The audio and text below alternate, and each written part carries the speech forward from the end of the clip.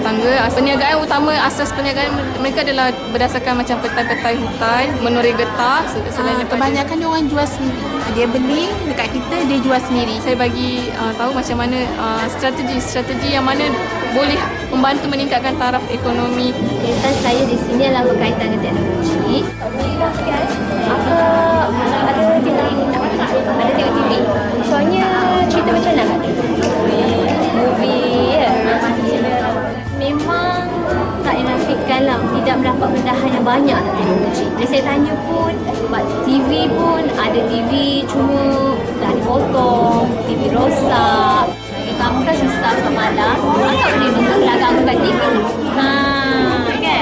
Dan dia kadang-kadang buka telefon ke, akak boleh telefon, akak boleh dapat yang program juga. Setelah melihat paparan, kita melihat Ustazah lebih banyak berbentuk khutbah kongsinya. Dia cerita banyak jangan. Jadi ahlinya ataupun kliennya hanya diam saja. Apa yang awak andaikan pada sikap yang sudah terbina di sana? Mereka merasakan pendidikan ni seolah-olah wajib di peringkat rendah sahaja. Okay. Selepas habis itu yang program dah tak. yang membezakan. Ya. Okay. Tapi apa yang penting kita tengok minat mereka. Mereka ada kemahiran berburu, memburu hasil hutan. Mereka mahir selok-belok hutan. Jadi kemahiran-kemahiran ini, soft skill yang ni yang kita perlu polish. Ustazah Yanti dalam bidang ekonomi berdasarkan pada firman Allah Subhanahu wa taala, wa ma khalaqtul jinna wal ins illa liya'budun. Maknanya Allah menyebut pada kita, tidak aku jadikan jin dan manusia ini melainkan untuk beribadat pada Allah SWT. Jadi apakah kerja-kerja masyarakat orang asli ini, contohnya menoreh getah, Ustazah Yanti memberitahu mereka kerja mereka ini adalah sebenarnya adalah ibadah.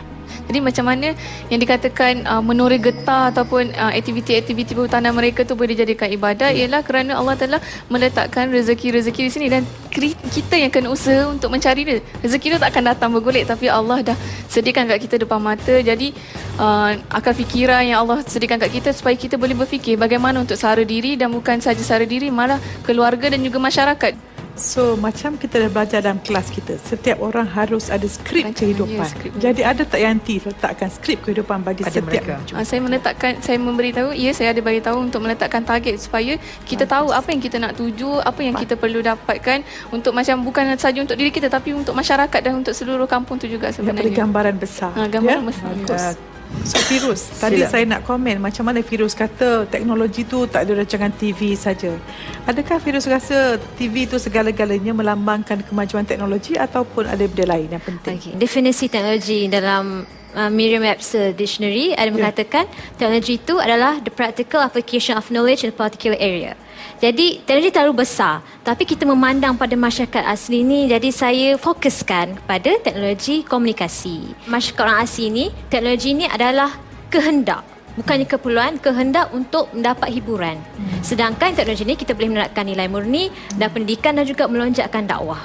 Jadi secara kesimpulan kita melihat bahawa anda sudah mendapat satu apa yang dikatakan kesempatan dan belajar dari kesempatan itu untuk mencari di mana titik temu untuk membangun generasi ini supaya anda tidak sekadar bercakap tapi juga mampu mengubah minda mereka, sikap mereka. Kalau sekadar bertanya, sekadar memberi tapi tidak menyentuh kepada sikap, tidak ada lagi ulangan selepas ini, tidak ada pengukuhan dan tidak ada penglibatan semua pihak, maka mereka akan tetap kekal. Itulah yang akan menjadi sebahagian dari cabaran untuk diri anda sebagai pendakwah terbilang pada kelompok istimewa ini. Kita teruskan lagi sesi hujah berikutnya selepas ini, tetapi sebelum itu kita rehat seketika dan teruskan tontonan anda bersama dengan kami dalam Ustazah Pilihan.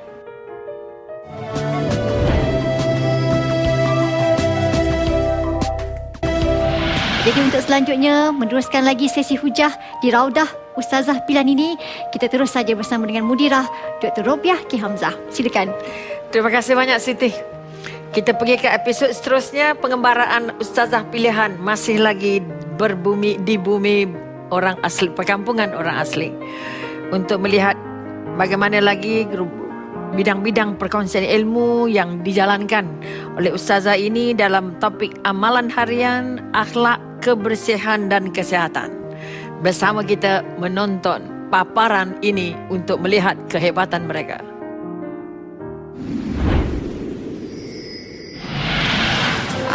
Tugasan saya ni lebih kepada amalan harian.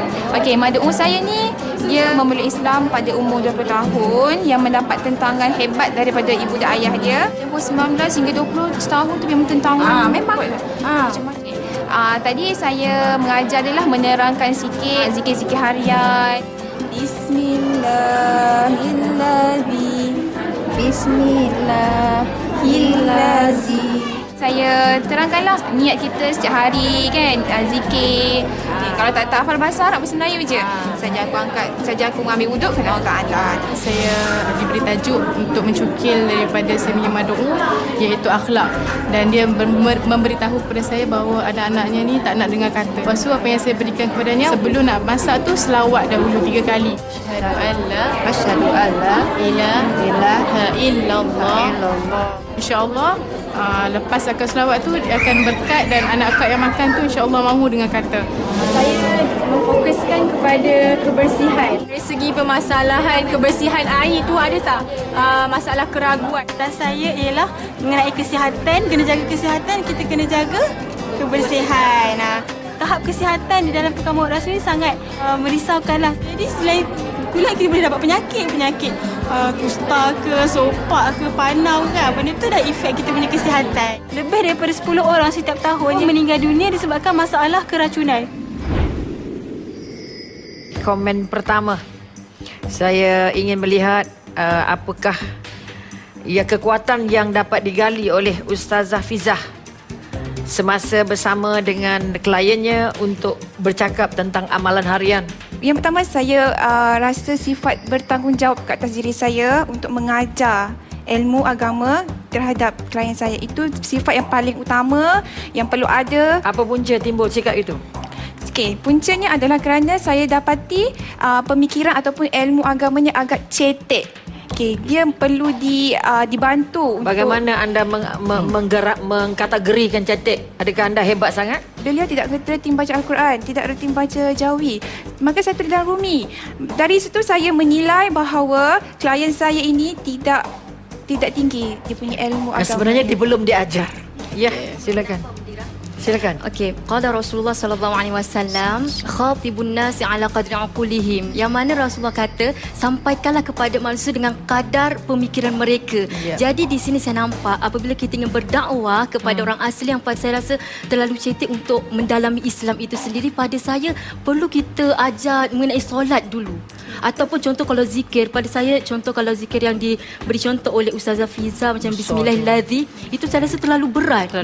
Pada dia, jadi mungkin subhanallah walhamdulillah, saya itu sudah cukup tepat. Saya nak tambah Ustazah. Sebelum tu mungkin agak berat di situ, tetapi saya dah tulis dalam tulisan Rumi dalam kertas. Tambahan pula saya cakap dengan dia, walaupun akak tidak pandai bahasa Arab, tidak kenal huruf Jawi, tak apa, akak bangun pagi, akak niat untuk beribadat, bangun pagi, alhamdulillah ya Allah, engkau kurniakan aku nikmat, itu dah kira ibadat juga. Maknanya sekarang ini yang perlu dibangun ialah jiwanya, mahu belajar. Bukan hanya mengajar faktanya, kerana masa anda ada di situ dia belajar. Tapi kalau dia terbangun jiwanya untuk belajar, anda tak ada pun dia akan belajar dengan semua orang. Ini kekuatan yang kita nak angkat sebenarnya. Tetapi pada waktu itu saya yakin bahawa beliau belajar dan terangkat jiwanya untuk mengenali dengan lebih dalam pada waktu itu. Saya ingin berkongsi lah. Bagi saya, amalan harian seperti solat dan zikir ni merupakan satu contoh meditasi. Dan meditasi ni kita boleh cakap lah sebenarnya ia untuk kesihatan juga. Kita boleh kaitkan kesihatan jiwa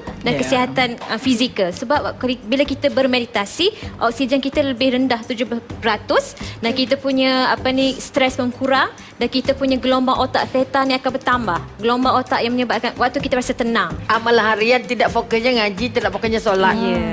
Ini kesilapan yang kita nak besarkan, bahawa bila amalan harian dari buka mata syukur alhamdulillah, itu amalan. Ya Allah, itu aku dapat rezeki, itu amalan. Tengok orang dengan senyum, tengok isteri, ya Allah I love you, itu amalan. Jangan hanya mengaji Quran, Fatihah, semayang. Itu saja. Itu benda yang terlalu abstrak untuk mereka faham. Tapi masukkan Islam itu dari segala sudut. Okey, ada apa-apa lagi nak komen? Kita nak hidup mereka dengan kesedaran ketuhanan. Baik, Ustazah Fatimah saya suka tangan saya Ustazah Fatimah, lembut Tetapi klien tadi anak dia degil. Macam mana dia didik anak dia penuh kasih sayang, pujian, penghargaan atau kritikan? Dia lebih kepada memaki. Akak jangan kata begitu kerana kata-kata seorang ibu tu satu doa. Dan dia pun berasa begitu. Rupanya dia tidak tahu apakah doa yang kata-kata ibu tu boleh Jadi macam mana cakap Ustazah masin, Fatimah gunakan ilmu tentang imagery kanak-kanak membentuk peribadi beliau dalam mendakwah pada klien ini? Saya kata akak sendiri kena menjadi yang terbaik dahulu, barulah anak-anak akak akan ikut akak kan. Mungkin daripada kecil mereka dah dilatih, dia tengok mak ayah dia dengan akhlak yang mungkin kurang baik dan benda tu meresap pada jiwa dia. Jadi blueprint dia. Jadi blueprint yang paradigma. Jika saya menambah sila. Mushidah, saya ajarkan juga cara nak memukul yang betul anak tu. Katakan kepada anak tu, aku pukul perangai engkau, bukan aku pukul engkau. Barulah anak tu tidak akan benci kepada maknya itu. Baik itu umur 10 dan sebelum 10 tak boleh, selepas 10 tak boleh. Dia sudah 13 tahun, tak layak dipukul.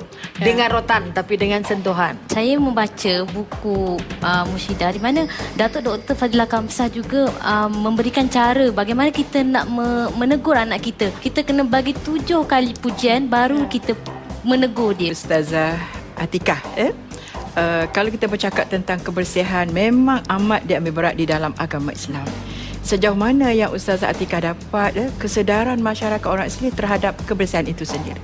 Apa yang saya dapat daripada masyarakat orang asli ni, saya tengok tahap kebersihan, kesedaran tentang kebersihan ni sangat kurang. Sedangkan Islam sendiri menekankan kebersihan, an-nazafatu minal iman kan. Dan Allah pun berfirman, innallaha yuhibbut tawwabin wa yuhibbul mutatahhirin. Sesungguhnya Allah sukakan pada orang yang bertaubat dan orang menjaga kebersihan itu. Ini yang nak digali. Dan ini kekuatan yang anda akan gunakan.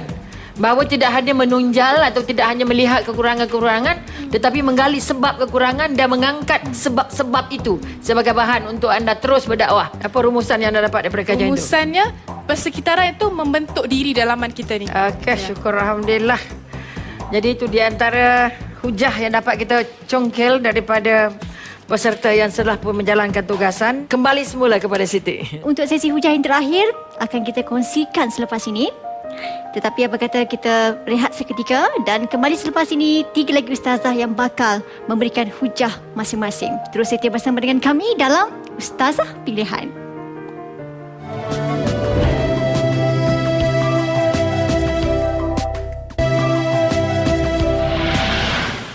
Alhamdulillah, anda masih lagi bersama saya dalam Ustazah Pilihan. Terima kasih buat anda yang masih lagi meneruskan tontonan bersama dengan kami dalam mengikuti perjalanan dalam Raudah saat ini. Jadi ayuh kita teruskan lagi sesi hujah yang berikutnya dan saya serahkan kepada Mudirah Dr. Robiah Ki Hamzah untuk selanjutnya. Silakan Mudirah. Terima kasih Siti. Perjalanan diteruskan. Okay, mudah-mudahan kita sampai ke tempat tuju yang paling hebat. Maka bersama kita di Raudah Ustazah Pilihan untuk melihat hasil kajian dan tinjauan mereka yang dilakukan oleh 3 orang lagi ustazah yang memberi tumpuan kepada isu perkahwinan, kekeluargaan dan pergaulan.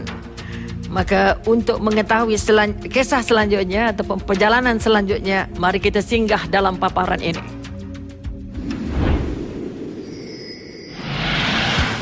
Saya ambil tajuk untuk perkahwinan. Saya bercakap mengenai kursus pra-perkahwinan dan cara pemilihan jodoh.